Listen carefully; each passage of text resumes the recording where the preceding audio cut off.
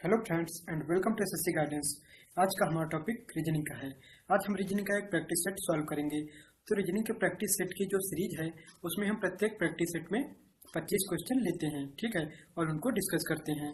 तो आज ये चौथा प्रैक्टिस सेट है। तो इस प्रैक्टिस सेट के पिछले 25 क्वेश्चन हम पिछले वीडियो में कवर कर चुके थे, तो बाकी का 25 क्वेश्चन आज के इस वीडियो में हम कवर करेंगे, ठीक है। तो चलिए देखते हैं आज का पहला क्वेश्चन दिया हुआ है कि दिए गए विकल्पों में वह शब्द चुनिए जो नीचे दिए गए शब्द में शामिल अक्षरों से बन सकता है। यानी कि नीचे जो शब्द दिया हुआ है डिक्शनरी, इसमें जो अल्फाबेट यूज हुए हैं इन्हीं का प्रयोग करते हुए नीचे 4 ऑप्शंस में से कौन सा शब्द बनाया जा सकता है। यानी कि 4 में से कोई एक ऐसा शब्द होगा जिसके सभी अल्फाबेट इसमें होंगे, ठीक है। अगर एक ही भी अल्फाबेट ऐसा होगा जो इसमें नहीं है तो वो शब्द नहीं बनाया जा सकता, ठीक है। तो इसमें कौन सा बनाया जा सकता है तो उसको हम चेक करेंगे। डिक्शनरी शब्द दिया हुआ है और नीचे ऑप्शन में जैसे पहला डायरी, तो इसमें DIARY है। तो यहाँ अगर हम चेक करें तो DI भी है, A है और RY है, यानी कि सभी अक्षर पांचों अल्फाबेट इसमें हैं। तो यानी कि यही वो शब्द है जो बनाया जा सकता है। बाकी को चेक करेंगे तो नहीं मिलेंगे, कोई ना कोई ऐसा अल्फाबेट होगा जो इस शब्द में नहीं होगा। जैसे कि हम नेशन को चेक करें तो क्या है, NATION, तो NA तो है, TIO भी है, लेकिन दूसरा N नहीं है, यानी कि N यहाँ पे 2 बार यूज हुआ है, जबकि हमारे डिक्शनरी शब्द में N एक ही बार यूज हुआ है, तो ये इसलिए नहीं बन सकता, ठीक है।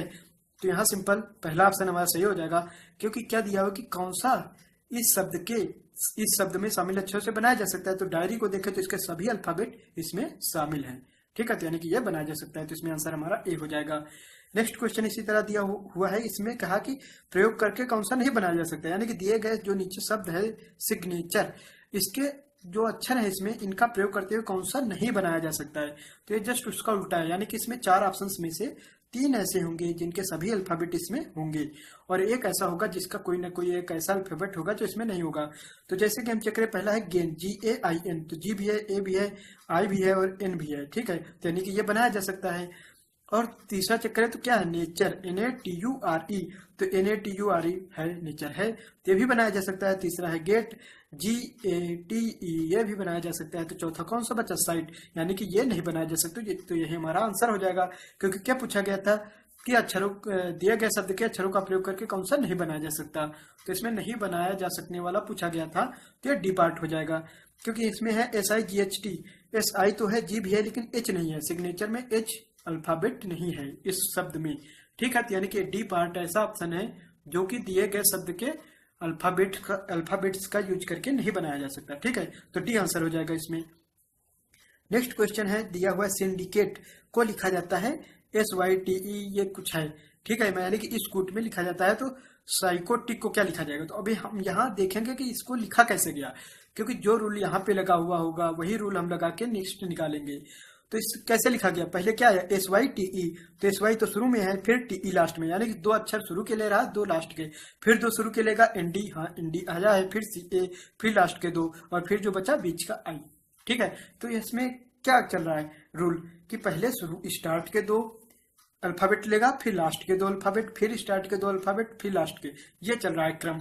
तो यहाँ भी क्या करेंगे, अब पहले शुरू के 2 अल्फाबेट यानी PS और लास्ट के 2 अल्फाबेट IC, PSIC, तो PSIC किसमें है, इसमें भी है PS, इसमें Y आगे नहीं होगा, PSIC, यानी कि A और D में है, तो इन दोनों में से कोई एक होगा। तो आगे चेक करें, PS के बाद IC आ गया, अब नेक्स्ट क्या आना चाहिए, YC आना चाहिए, PSIC YC, इसमें है PSIC Y के बाद O आ गया, तो ये नहीं होगा, यानी कि बचा कौन, A, यानी कि A पार्ट हो जाएगा हमारा। तो सिंपल यहाँ हम देखेंगे कि इसको ये लिखा जा रहा है, तो देखेंगे क्या रूल चल रहा है इसमें, यानी कि कौन सा क्रम बन रहा है, कैसे बनाया गया इसको। तो जो रूल उसमें लगा होगा वही रूल हम नीचे लगा देंगे दूसरे वर्ड में, यानी कि दूसरा जो ये शब्द दिया हो इसमें वही रूल लगा के हम आंसर निकालेंगे, जो कि यहाँ पे A आया, ठीक है। अब नेक्स्ट क्वेश्चन देखेंगे। नेक्स्ट क्वेश्चन है 30 नंबर, दिया हुआ है कि ये पंक्ति दी हुई है अल्फाबेट्स की और नीचे नंबर्स की, ठीक है। ऐसा क्वेश्चन में क्या करते हैं कि कुछ नंबर्स नीचे दे देते हैं, अब पूछ रहे हैं कि इन नंबर्स के अल्फाबेट बताइए, ठीक है। कि तो यहाँ सिंपल होता है, बस अल्फाबेट हमें छांट के लिख देने होते हैं, सिंपल होता है, बस जल्दी से जल्दी हमें इसका आंसर दे दें तो हमारा टाइम बच जाएगा। तो 4 to 9 है, तो 4 पे क्या है Z, 2 पे Q और 9 पे M, यानी कि ZQM आना चाहिए। तो ZQE है, इसमें ZQM है, इसमें भी ZQM है, इन तीनों में है, तो इनमें तीनों में से कोई हो सकता है। ZQM आया शुरू में, उसके बाद 7 5 में क्या है, डी और 5 में क्या है ई, तो ZQMDE डी पार्ट में है, तो डी पार्ट हमारा आंसर हो जाएगा। तो सिंपल सा क्वेश्चन, बस इसमें कुछ नहीं करना है, जो भी नंबर्स दिए हुए हैं इनके अल्फाबेट हमें ऊपर से देख के बताना है कि किस ऑप्शन में लिखे हुए हैं, ठीक है। तो चलिए अब नेक्स्ट क्वेश्चन देखते हैं। 31 नंबर, 31 में दिया हुआ कि ये नंबर्स का बन रहा है 96, 6, 5, 21, ये ऐसे दिए हुए हैं, और ये तीसरी जो कॉलम है इसमें ये क्वेश्चन मार्क के जगह पर कौन सा नंबर आएगा ये पूछा गया है, ठीक है। तो यहाँ देखें तो सिंपल रूल क्या बन रहा है, तो यहाँ अगर हम 96 को 6 से डिवाइड करें तो क्या आएगा, 16 आएगा। फिर ऐड करें 5 को तो क्या आएगा, 21 आ जाएगा। यानी कि यहाँ क्या चल रहा है रूल, पहले डिवाइड देन प्लस ऐड, यानी कि पहले डिवाइड करेंगे देन ऐड करेंगे। तो 6 से 96 को डिवाइड करेंगे तो 16 आएगा, और उसके बाद 5 को ऐड कर देंगे तो 21 आ जाएगा, ठीक आंसर आ रहा है। नेक्स्ट इसी तरह इसमें अगर हम देखें डिवाइड करके, तो फर्स्ट डिवाइड करेंगे तो कितना आएगा, 4 से 100 को डिवाइड करेंगे 25 आएगा, 7 को ऐड करेंगे तो क्या आ जाएगा, 32, यानी कि सही रूल है, यही रूल लग रहा है। तो इसी तरह इसमें भी कर देंगे, जब हम इसको पहले क्या करेंगे, डिवाइड करेंगे तो कितना आ जाएगा, 22 आ जाएगा, और 22 में जब हम 3 ऐड करेंगे तो क्या आ जाएगा, 25, ठीक है। तो ये 25 हमारा आंसर हो जाएगा, यानी क्वेश्चन मार्क की जगह क्या आना चाहिए, 25, ठीक है। तो ये सिंपल रूल चल रहा था, पहले डिवाइड किया जा रहा था देन ऐड। तो चलिए अब नेक्स्ट क्वेश्चन देखते हैं। नेक्स्ट क्वेश्चन में क्या दिया हुआ है कि सेम उसी तरह कॉलम्स में दिए हुए हैं, और सेकंड कॉलम का ये क्वेश्चन मार्क के स्थान पर पूछ रहा है कि कौन सा नंबर आएगा, ठीक है। तो यह सिंपल है, अगर फर्स्ट और थर्ड को देखें तो क्या है, इनका मल्टीप्लाई बीच में लिखा गया है, 5 × 5 25, 7 × 7 49, इसी तरह 6 × 6 क्या हो जाएगा, 36 आएगा इस जगह पे। तो यहाँ बी ऑप्शन हमारा सही हो जाएगा, आंसर आएगा 36।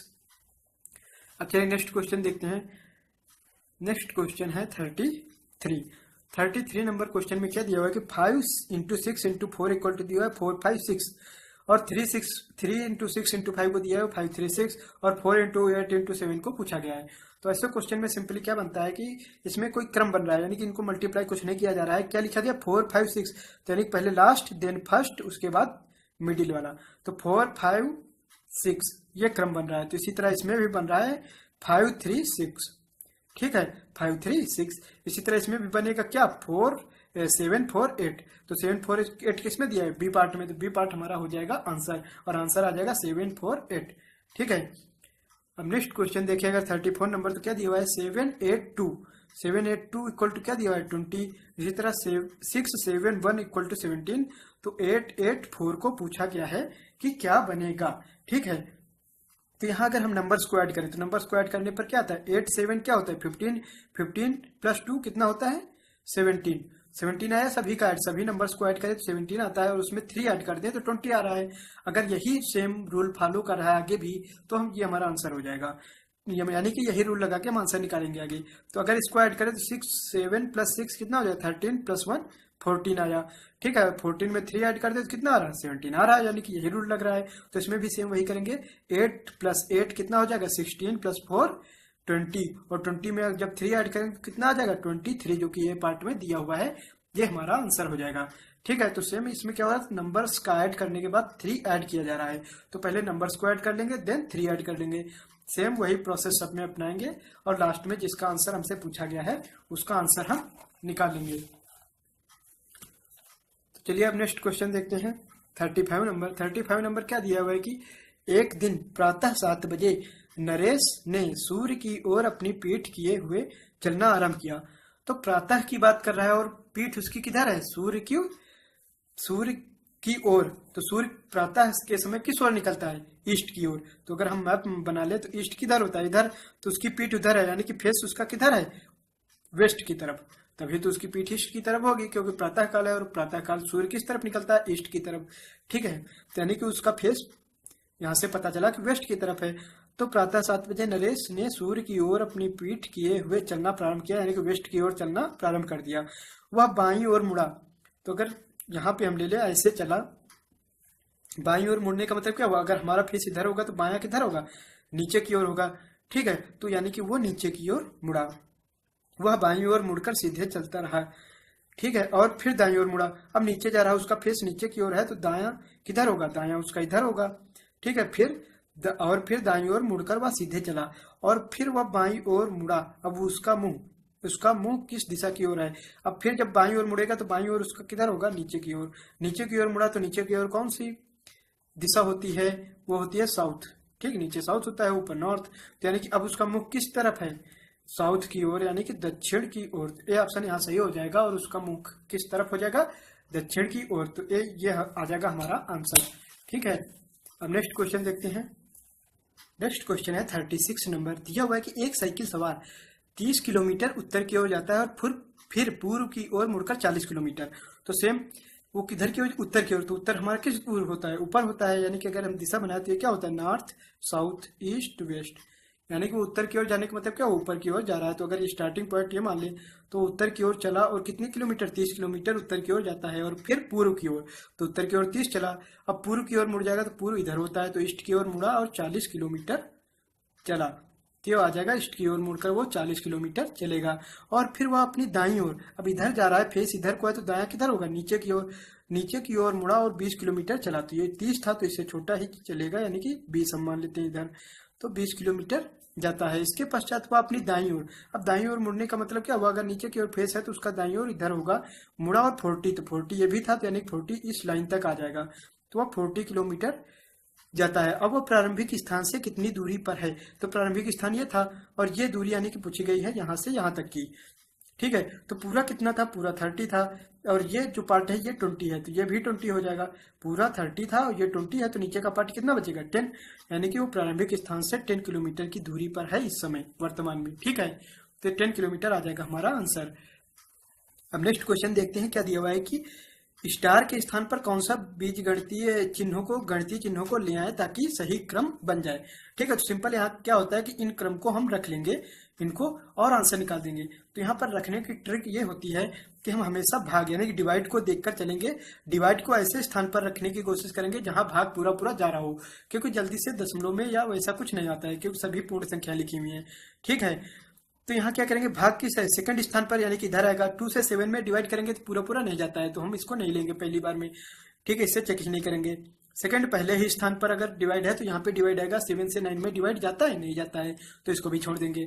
और थर्ड में देखें तो थर्ड प्लेस पर डिवाइड है, यानी कि थर्ड यहाँ पे डिवाइड आएगा। और 2 से 3 में डिवाइड नहीं जाता है पूरा, यानी 3 से 2 में डिवाइड नहीं जाता है पूरा पूरा, तो ये भी नहीं लेंगे। और बचेगा क्या? डी को हम लेते हैं तो प्लस माइनस मल्टीप्लाई, तो इसमें डिवाइड है ही नहीं तो इनको ले लेते हैं। Plus minus multiply than equal. तो इसको करें तो क्या आएगा?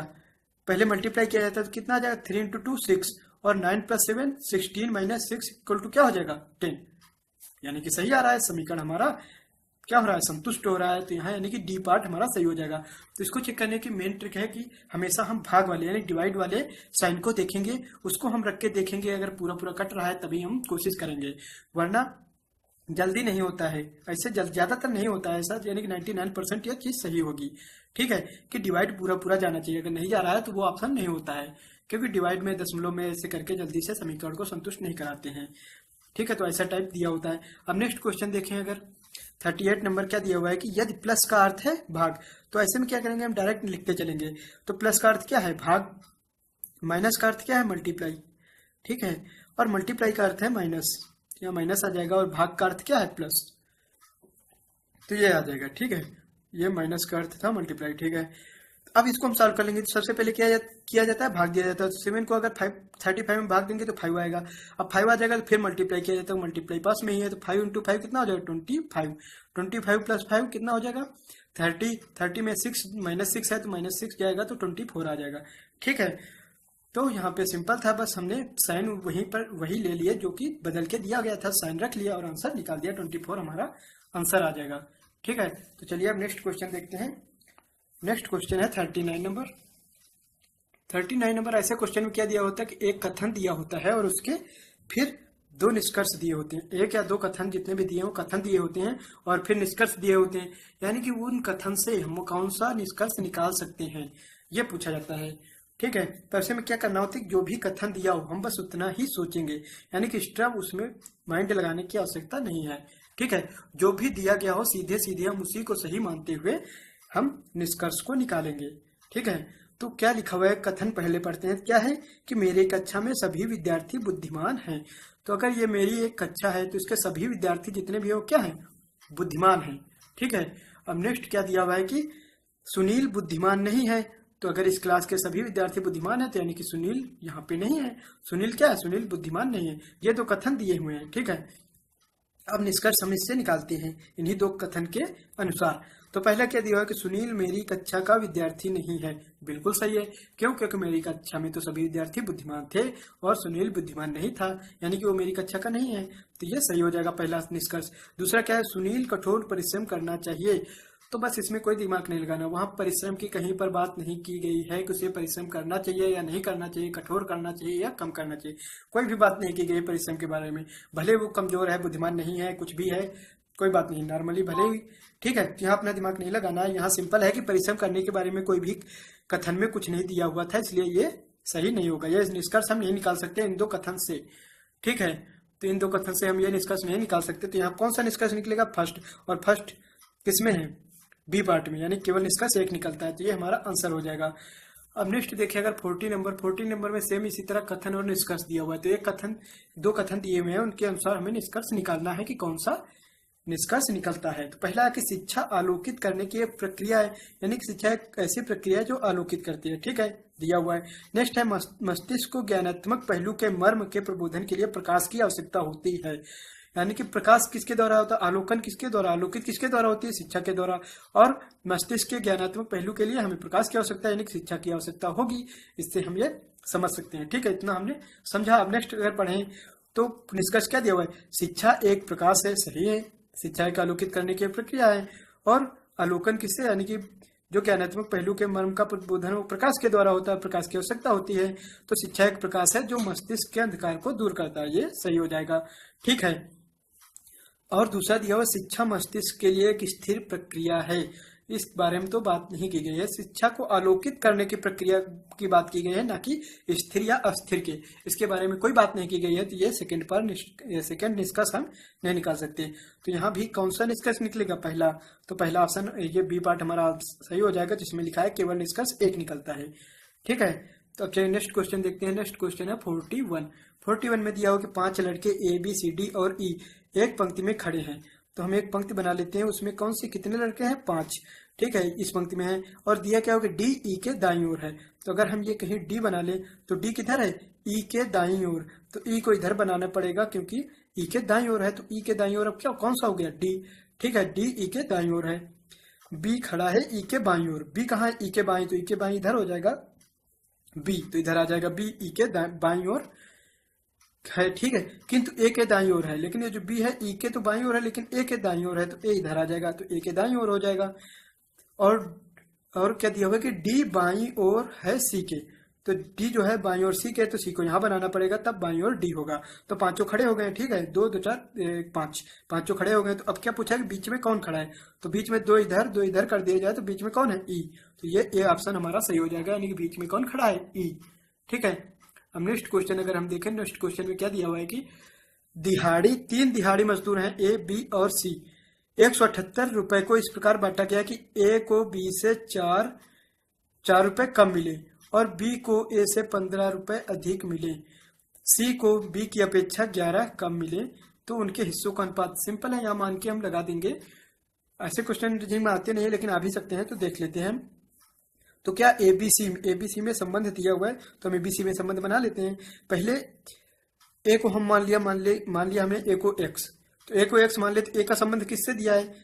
ए का सी से दिया, उसको बाद में देखेंगे। बी का ए से दिया है, तो बी को ए से 15 अधिक, तो बी को कितने मिल जाएंगे? X plus 15। और आगे क्या दिया हुआ है? सी को बी की अपेक्षा 11 कम। तो बी से 11 कम, तो 11 लेस करेंगे तो एक्स माइनस एक्स प्लस 4 आएगा। -11 करेंगे तो एक्स प्लस 4 आएगा। और सी ए के बारे में क्या संबंध था कि ए को सी से 4 कम, तो ए को सी से 4 कम है, एक्स प्लस 4 है, एक्स है, वो बन ही जाएगा वैसा। ठीक है, तो तीनों ही संबंध हमारे बन गए। तो ऐसे ही कंडीशन में क्या करेंगे? तीनों का ऐड कितना है? ये जो हमने माना तीनों एक्स प्लस 15 तीनों आए, और तीनों कुल मजदूरी कितनी है? 178। तो अगर तीनों को ऐड कर दिया जाए तो कितना? 178 आना चाहिए। तो यहाँ से ऐड करेंगे तो क्या आएगा? एक्स प्लस एक्स यानी कि 3x प्लस, इनको ऐड करेंगे तो 15 प्लस 19 कितना आ जाएगा? 178। तो अब अगर 3x इक्वल टू 19 को उधर लेस करना पड़ेगा, तो 19 को हम जब उधर लेस करेंगे तो कितना आ जाएगा? 159। ठीक है 159 आएगा, तो x की वैल्यू क्या आ जाएगी, हम 3 से डिवाइड कर देंगे, कितना आएगा 5 3, यानी कि x की वैल्यू आ गई 53। और x किसका था, x था a की वैल्यू, तो a की वैल्यू कितनी आ जाएगी 53, b की वैल्यू क्या आ जाएगी +15 कर देंगे, तो +15 करने पर क्या आएगा 68, और c की वैल्यू x +4 है तो यानी कि 57, तो अनुपात क्या आ जाएगा 53 68 57, डी पार्ट हमारा आंसर हो जाएगा। ठीक है, ये आ जाएगा। तो चलिए अब नेक्स्ट क्वेश्चन देखते हैं। नेक्स्ट क्वेश्चन है कि दिए गए विकल्पों में वह सही विकल्प चुनिए जो आकृति अनुक्रम को पूरा करेगा, यानी कि ये अनुक्रम चल रहा है जो, तो नेक्स्ट आकृति कौन सी आएगी, इस अनुक्रम को हमें पूरा करना है। ठीक है, तो यहाँ सिंपली हम कुछ इसमें लेके चलेंगे और देखेंगे कैसे चल रहा है। जैसे कि अगर हम इस एल को लें, एल कैसा है, अभी ऐसा बना हुआ है। ठीक है, दिख रहा होगा, यहाँ डार्क पॉइंट है, ये ऐसा बना हुआ है। अब फिर ये क्लॉकवाइज घूम रहा है, नेक्स्ट में क्या हुआ, इधर आ गया और नीचे की ओर, यानी कि इधर आ गया और नीचे की ओर एल बना हुआ है, और फिर क्लॉकवाइज चला तो ये इधर आ गया और इधर, तो नेक्स्ट क्या आना चाहिए, नेक्स्ट ये एस फ्लैट हो जाना चाहिए और ये एल पॉइंट इधर आना चाहिए। ठीक है, क्योंकि क्लॉकवाइज चला है तो ये किसमें है, ए में है और सी में है, यानी कि इन दोनों में से कोई एक होगा। अब कोई एक और पॉइंट लेते हैं, जैसे ब्लैक पॉइंट लें, तो ये यहाँ से यहाँ और फिर यहाँ गया, यहाँ गया फिर यहाँ गया, यानी कि क्लॉकवाइज घूम रहा है एक एक। ठीक है, तो यहाँ से यहाँ गया फिर यहाँ गया, तो नेक्स्ट कहाँ आना चाहिए, इस स्थान पे, तो ये इस स्थान पे किसमें है, सी में, तो ये हमारा आंसर हो जाएगा, तीसरे को चेक भी नहीं करना पड़ा। ठीक है, तो यानी कि हमें बस ऐसे ही सीरीज लेके चलनी है कि कौन सा कैसे चल रहा है, तो नेक्स्ट आकृति हमारी उसी अनुसार आएगी। ठीक है, अब नेक्स्ट क्वेश्चन देखते हैं 44 नंबर। 44 में दिया हुआ है कि कौन सी आकृति इसमें इनमें से भिन्न है, यानी चारों में से भिन्न आकृति हमें छांटनी है। तो अगर हम चारों को देखें तो इस गोले में क्या है, ये ट्रायंगल है और ये लाइनें आ रही हैं, तो अगर ध्यान से देखें तो जो गोले के अंदर ट्रायंगल है उसमें लाइनें नहीं है, जबकि सी पार्ट में देखें तो इसमें लाइनें अंदर तक खींच दी गई हैं, तो यानी कि यही अलग है, बाकी सब में गोले के अंदर जो ट्रायंगल है उसमें कोई लाइन नहीं है। ठीक है, इसको देखें तो गोले के अंदर जो ट्रायंगल है उसमें लाइन खींच दी गई हैं, तो यानी कि सी पार्ट बाकी से अलग हो जाएगा, तो ये सी पार्ट हमारा आंसर हो जाएगा। अब नेक्स्ट क्वेश्चन देखते हैं 45 नंबर। 45 में क्या दिया हुआ है कि अगर इस आकृति को ऐसा लिखा जाता है तो इस आकृति को कैसा लिखा जाएगा, यानी कि इसका संबंध इससे है, उसी तरह इसका संबंध इस अगली से क्या होगा, तो वो आकृति हमें लानी है। तो इसमें देखो क्या हुआ, चतुर्भुज के अंदर त्रिभुज था और आगे क्या होगा, त्रिभुज के अंदर चतुर्भुज, यानी कि अंदर की आकृति बाहर आ गई और बाहर की आकृति अंदर चली गई, तो इसमें भी वही सेम रूल लगना चाहिए। क्या सर्कल के अंदर यहाँ क्या है, चतुर्भुज है। ठीक है, तो यहाँ क्या होना चाहिए, चतुर्भुज के अंदर सर्कल को जाना चाहिए, तो किस पार्ट में दिया हुआ, ए पार्ट में, ए पार्ट में क्या दिया हुआ, चतुर्भुज के अंदर सर्कल को दिया गया है, तो ये हमारा आंसर हो जाएगा। ठीक है, अब चलिए नेक्स्ट क्वेश्चन देखते हैं 46 नंबर।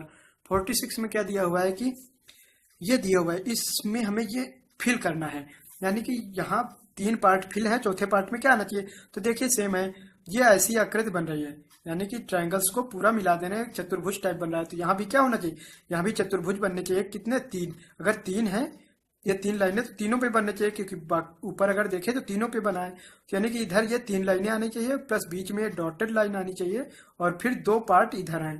ठीक है, तो ऐसा कुछ आना चाहिए। तो यहाँ अगर पहले हम 3 चेक करेंगे, किसमें, इसमें 2 हैं, नहीं होगा, क्योंकि इधर पार्ट में कितनी आनी चाहिए, 3 लाइनें, 3 लाइनें, इसमें भी 2 हैं, तो ये दोनों नहीं होंगे, ये बचा, इसमें 3 है, इसमें भी 3 है। अब देखेंगे बीच में डॉटेड लाइन इसमें है, इसमें नहीं है, तो यानी कि सी पार्ट हमारा आंसर हो जाएगा, क्योंकि इसमें बीच में डॉटेड लाइन दी हुई है और ये 3 और ये 2 जैसा हमें बनाना था दिया हुआ है, तो सी ऑप्शन हमारा सही हो जाएगा। ठीक है, तो चलिए अब नेक्स्ट क्वेश्चन देखते हैं। नेक्स्ट क्वेश्चन है 47। 47 में ये एक सर्कल में ये संख्याएं दी हुई हैं, जिनमें हमें ये पता करना है कि नेक्स्ट इस क्वेश्चन मार्क वाले पार्ट में कौन सी नंबर आएगा। ठीक है, तो देखते हैं इसमें क्या सीरीज चल रहा है। इसमें देखो सीरीज या तो मल्टीप्लाई में कुछ, या वर्ग में, या डायरेक्ट कोई ऐसे संबंध भी बन सकता है, इसका इससे, इसका इससे, इसका इससे, ऐसा कुछ बनेगा। तो यहाँ संबंध हम पहले क्या करेंगे, पहले हम मल्टीप्लाई वगैरह कुछ करके देखेंगे, या फिर किसी के वर्ग के पास कुछ हो तो देखेंगे। तो सिंपल यहाँ अगर देखें 5 है 12 है, तो इसके दोगुने के आसपास है, यानी कि दोगुने में 2 का मल्टीप्लाई करके 2 जोड़ा गया है, और फिर अगर सेम फॉलो कर रहा है तो आगे हम लगा देंगे। तो इसको देखें 12 में 2 का मल्टीप्लाई करें तो कितना है, 24 + 2 26, यानी कि फॉलो कर रहा है। तो सेम अगर यहाँ चेक करें तो 26 × 2 कितना हो, 52 + 2 54, यानी कि सेम वही रूल चल रहा है। तो हमें इसका आंसर निकालना है, तो इसके पहले वाले में क्या करेंगे, 2 का मल्टीप्लाई देन ऐड 2, तो यहाँ क्या जाए 220 हो जाएगा, जब मल्टीप्लाई करेंगे 2 से और 2 ऐड करेंगे तो 222 आ जाएगा। तो यह बी पार्ट हमारा आंसर हो जाएगा। ठीक है, अब चलिए नेक्स्ट क्वेश्चन देखते हैं। नेक्स्ट क्वेश्चन है 48।